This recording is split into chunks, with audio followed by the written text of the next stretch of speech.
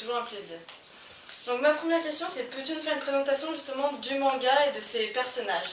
Alors, le manga, c'est un manga sur le monde des assassins, le monde des elfes, et l'histoire raconte les aventures d'un jeune elfe qui est dans une ville où le meurtre est autorisé.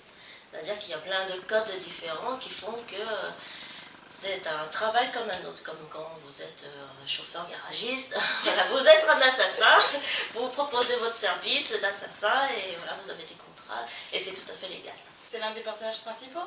Oui, Drilak, c'est le personnage principal, il a beaucoup de capacités, il est très sûr de lui parce qu'il a les pouvoirs d'un elfe, les capacités d'un elfe qui sont supérieures aux humains, surtout pour la nuit, tout ce qui est se faufiler dans les maisons, ou alors sa rapidité, et de ce fait, il se sent le meilleur. Et elle semble assez travaillée, je trouve, au niveau à se demander ce qu'elle fait, est-ce que c'est bien, se remettre tout en question. Elle est assez son opposé, lui qui semble être sûr de lui, confiant. Oui, parce qu'elle a des doutes, elle ne sait pas encore très bien ce qui est bien et mal, elle est encore jeune, hein, comparé aux elfes, lui, il a quand même quelques années. Ça se voit pas sur le design parce que les elfes ont un design très jeune. Donc elle a à peu près vers les 14-16 ans là. Alors que l'elfe, le Drilak, il doit avoir déjà plusieurs années. Donc ça, c'est les deux personnages principaux. Oui. Et il y en a d'autres qui tournent autour et qui sont tout aussi intéressants. Oui, parce que forcément, dans le premier tome, on ne voit pas encore le super gros méchant. On le devine, on le ressent qu'il va y avoir un super gros méchant, mais il n'est pas encore apparu dans le premier tome. Moi, c'est surtout les personnages secondaires que je trouve assez intéressants. Tous les deux semblent avoir une sorte de petit compagnon, on pourrait dire. Elle, une petite jeune, lui, un petit avec une sorte d'étrange animal, j'ai bien aimé. C'est le niveau des femmes. Oui. Alors, on a pensé que c'était bien d'avoir à leur côté, c'est comme Batman et Robin, un jeune apprenti qui découvre avec leurs yeux, découvre leur technique, leur apprentissage. C'est pour mettre un petit peu le lecteur dans la peau. On s'attache mieux en fait grâce à ça, je trouve. Donc mon autre question, c'est pourquoi faire l'histoire sur les elfes? Il y a beaucoup de créatures quoi dans l'univers du fantasy. Disons que les elfes ils ressemblent un peu plus aux humains, on va dire, et que en fait, pourquoi les elfes? C'est parce que Drilak Légende vient des aventures de mon mari qui a fait du jeu de rôle. Et donc mon mari a incarné cet elfe en partie de jeu de rôle, c'est-à-dire à ADD, voilà, plus principalement. Voilà. Et donc, au fur et à mesure, il a voulu retranscrire ses aventures en remaniant, bien sûr, pour faire une histoire à part, différente. Mais voilà, c'est un elfe parce qu'il voulait aussi marquer le racisme qu'on a envers ces elfes dans ce monde-là, en tout cas. Et c'est important, cette question de racisme aussi. Celui-là, qu'il est censé être un elfe tout gentil, pour la nature, voilà, et elle se demande pourquoi il est un assassin. Et avez-vous déjà prévu un certain nombre de tomes, moi J'ai demandé à mon scénariste. Normalement, oui, en fait. À peu près, il m'a dit qu'il y a une première partie qu'on pourrait boucler dans les 6-7 tomes. Et après, si l'aventure plaît vraiment, on peut encore continuer l'histoire. Voilà, il y a une petite fin. Et ensuite, si les gens veulent, il y aura... Un peu comme des saisons. Oui, c'est ça. Plus Empire qui est en saison 1, pour ceux qui ne veulent pas continuer, s'arrête à la 1. Ceux qui veulent continuer, il y a la saison 2. Oui, c'est ça. C'est une nouvelle expérience pour toi? C'est une première, non? Éditer, oui, c'est la première expérience, mais j'avais déjà fait des fanzines en convention avant, quand j'étais à l'université. C'est ce qu'on dit presque tous, des fois. Pour quel public est destiné ton manga? Eh bien, c'est shonen à la limite du seinen, c'est-à-dire que bon, on recommande plus un manga à partir de 12 ans, 12-13 ans. Alors, où est-ce qu'on peut trouver ton manga sinon si on le veut et qu'ils ne peuvent pas aller dans les salons comme ça, les gens? Normalement, ils peuvent contacter l'éditeur sur son site internet. Donc, Yuleka, il y a yulekaedition.com. Je le mettrai sur le site, je crois, pour m'y indiquer. Et voilà, il suffit de les contacter, sinon sur la page Facebook aussi de l'éditeur ou la page Facebook de Drilak Légende, où on leur dira toutes les démarches. Ouais. Et c'est toi qui as décidé à quoi il ressemblerait ou c'est un accord avec la personne qui a fait le scénario? Au départ, on est passé par plein de designs différents. C'est moi principalement qui décide comment ils sont. Après, il a une petite description, bien sûr, si il préfère qu'elle soit blonde, brune, enfin la personne. Là, je fais en fonction de ce qu'il me dit. Et après, je rajoute peut-être quelques autres idées qu'il n'a pas pensé. Voilà. Et c'est difficile de faire chez une nana qui voudrait peut-être se lancer là-dedans. Il se demande si c'est difficile de créer un personnage vraiment physiquement, faire sortir son caractère au personnage. C'est difficile dans le sens où on a envie de plaire ou que ça colle à la vision d'une autre personne. Et est-ce dur de trouver une maison d'édition justement en France? C'est un peu dur dans le sens où les éditeurs ne savent pas s'ils peuvent élargir vraiment beaucoup leur lectorat français sur des Français qui dessinent du manga. Alors d'où te vient ce talent pour dessiner? Parce que moi je n'aurais jamais su faire quelque chose comme ça. Eh ben, c'est beaucoup de travail et l'envie de dessiner en fait. Au départ, après un peu de talent. C'est à partir de quand dessiner? J'ai dessiné à partir de mes 6 ans. C'est précoce. En fait, voilà, c'était il y a. J'ai 38 ans. Oui, ça fait presque 31 ans là. Pratiquement 31, 32 ans, je dessine. Au départ, je faisais de la copie de dessin des livres de Disney, de production. Et après, au collège, je me suis dit, je vais faire mes propres personnages, justement parce que je vais faire un dessin animé. Et alors, voilà, j'ai dessiné à partir du collège mes propres personnages. Et donc pas de cours de dessin à côté, rien, toute seule? Non, toute seule en autodidacte. Après, au lycée, j'ai eu beaucoup de contacts avec d'autres dessinateurs qui m'ont donné des conseils. Avec les fanzinats, avec les conventions, on se donnait des astuces et tout ça. C'est une grande famille, quoi. Ouais, c'est ça. Ce qui est bien. Donc comment se passe le travail entre vous et la personne qui fait le script? Comment vous travaillez? Eh ben, il me donne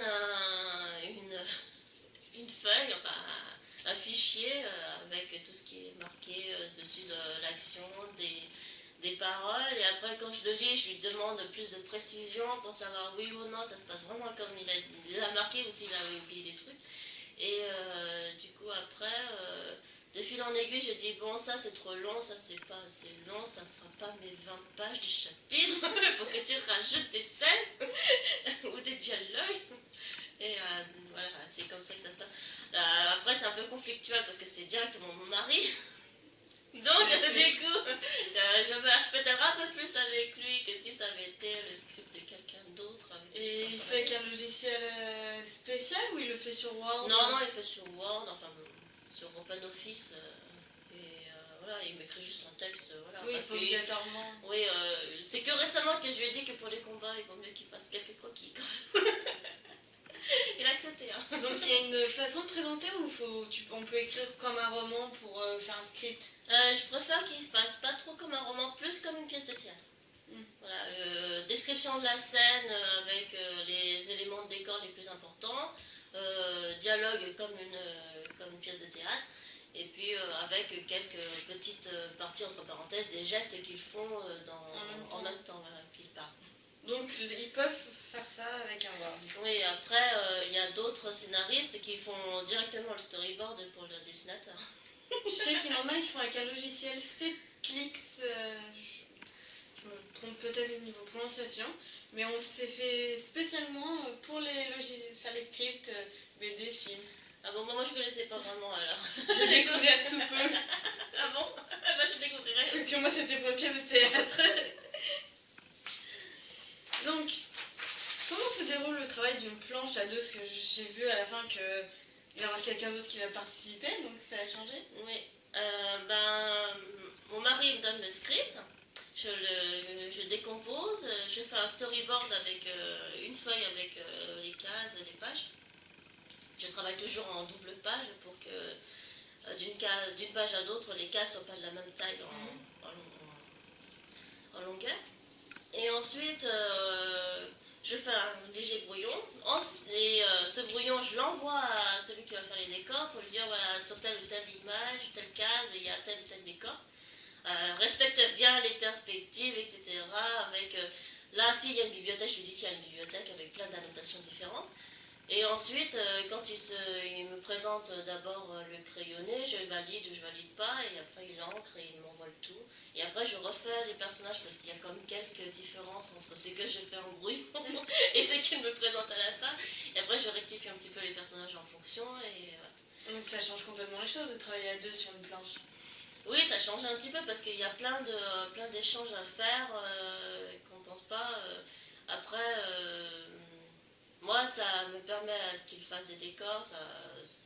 J'ai moins,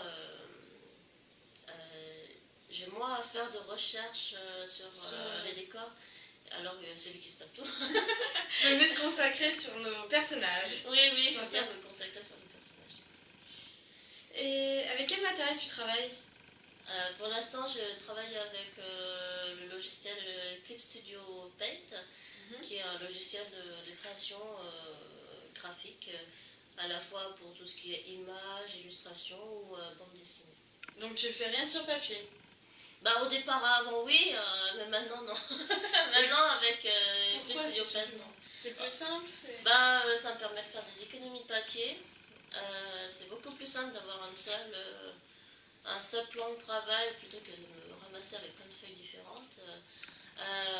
Sur Clip Studio Paint, il y a des règles, tu peux tracer des lignes droites sans te prendre ta règle et te tracer et après de faire après ta main à C'est un gain de temps et un bon d'économie. Oui, il y a même sur Clip Studio Paint des repères ou des points d'ancrage pour calculer la perspective.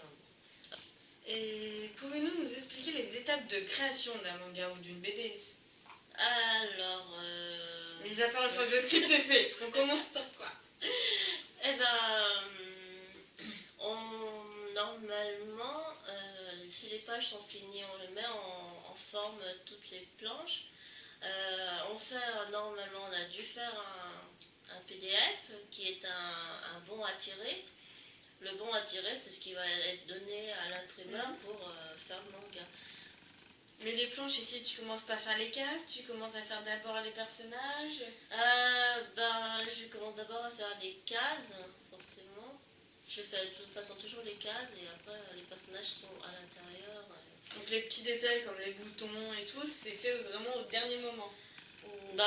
Après, oui, parce que je fais toujours le dessin en gros pour voir si ça marche bien, les petites pages l'une par rapport aux autres. Enfin, chapitre par chapitre, je fais pas tout d'un seul coup. Mais après, c'est vrai qu'après, je rentre plus en détail après. Et qu'est-ce qui est le plus dur et qu'est-ce qui est le plus facile à faire dans un manga? Pour toi, qu'est-ce qui est le plus dur et le plus facile? Moi, le plus dur pour moi dans mon manga, c'est forcément les décors parce que je suis assez. Voyons voir. J'ai un très mauvais sens de la perspective parfois et je me demande souvent est-ce que moi, quand je dessine un décor, est-ce que ça va bien? Et j'ai pas le sens du détail sur les décors. Me faut tellement de recherche sur les décors que ouais, pour moi c'est un peu difficile. Alors que pour les personnages, les grâce décors des costumes, de lieu, oui. parce que sur les personnages, on voit quand même assez de détails. Oui, parce que moi, à la rigueur, si j'avais travaillé dans un dessin animé, j'aurais été character designer en priorité parce que c'est ce que j'adore faire, créer des personnages, leur faire leurs vêtements, leur coupe de cheveux, voilà, travailler sur ça. Donc c'est les décors de lieu et tout où t'as le plus de mal, mais les personnages, leurs détails, tout, c'est plus facile. Oui, il y en a qui sont le contraire. C'est ça, il y en a, ils arrivent mieux tous les petits détails, la moindre feuille. Et quand ça arrive au personnage, ça bug. Mais après, c'est chacun son style. C'est chacun son style, c'est chacun comment il a travaillé depuis qu'il a appris à dessiner. Y a-t-il des règles pour le manga? Si tu me disais qu'il y avait tant de nombres pour un chapitre tout à l'heure. C'est simplement si on veut vraiment travailler par chapitre. Parce qu'en France, en fait, on travaille sur un volume complet, il n'y a pas vraiment de chapitre pour en parler. Au Japon, comme c'est la prépublication, c'est chapitre par chapitre, une semaine à l'autre, ou d'un mois à l'autre. Mais moi, j'aime bien par chapitre parce que ça fait comme un feuilleton, ça fait comme les épisodes. Ça permet de faire une sorte de suspense à la fin d'un chapitre pour relancer après. Et donc non, il n'y a pas proprement de règles, de trames qu'on doit respecter quand on va en faire un. À respecter, c'est peut-être un peu la taille pour ne pas que les personnages soient trop petits ou illisible à l'impression. Après, les règles du manga, c'est surtout dans le scénario, c'est où, quand, comment, pourquoi. C'est plus dans le scénario, dans l'histoire. Oui, c'est plus dans le scénario, l'histoire. Après, graphiquement, ce qu'il faut se faire, c'est qu'il y a plein de codes comme ça où les bulles, il faut qu'elles se suivent pour qu'elles soient faciles à lire, ou le sens des cases, il faut qu'on voit bien dans quel sens il faut les lire. Voilà, après, il ne faut pas non plus trop dispatcher ou trop faire des cases bizarres, sinon tu perds le lecteur. La contrainte d'une BD, enfin, quel que soit comics, manga ou bande dessinée franco-belge, c'est voilà, de faciliter la lecture. Et quel conseil tu donnerais à quelqu'un qui veut faire un manga, qui veut devenir mangaka? Eh ben, de travailler, pas forcément de faire un super dessin, super travaillé, mais au moins d'avoir un dessin dynamique qui puisse plaire. Et un dessin qui correspond aussi à son scénario. Parce que c'est important que les gens, voilà, ils soient pas trop perdus. Des fois, ils ont des clichés. Alors bon, on essaye de rester un peu dans le cliché ou en changer un petit peu. Dessiner, ne pas abandonner et puis être un petit peu polyvalent. Moi, je dirais, c'est pas forcément... Le manga, son succès n'est pas que sur le dessin. Il y a aussi une part de scénario, du suspense qu'il y a dedans. Ou même la petite idée novatrice qui le différencie des autres. Qui change, parce que la force de toujours voir les mêmes. Oui, c'est ça. Moi, je me suis beaucoup détachée de certains mangas parce que je retrouvais toujours la même chose. Toujours Et, pareil. voilà. Puis avec la maturité de maman, voilà, je change un petit peu. Au départ, j'aimais beaucoup certaines choses, et puis j'ai changé. Ben merci. Bah, de rien. Répondu.